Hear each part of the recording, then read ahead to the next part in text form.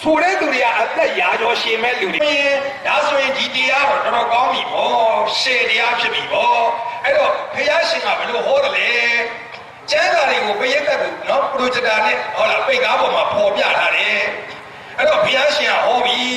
အဲ့ဒီတိုင်းပြည်အုပ်ချုပ်မင်းလုပ်တဲ့ကောသလရှင်မင်းကိုဟောပြီ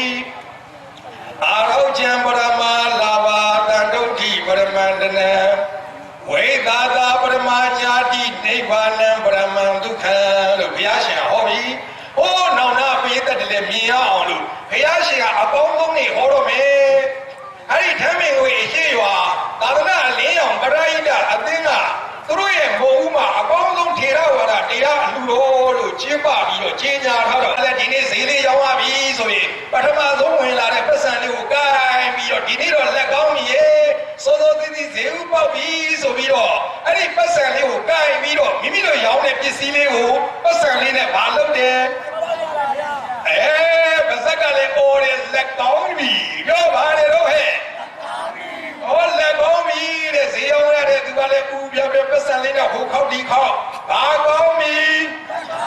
လက်ကောင်းပြီသူတွေသွားကြမှာလေဆိုတော့ရာဇကြိုးနေမှာရှိတဲ့အထက်တန်းစားတထေးတွေက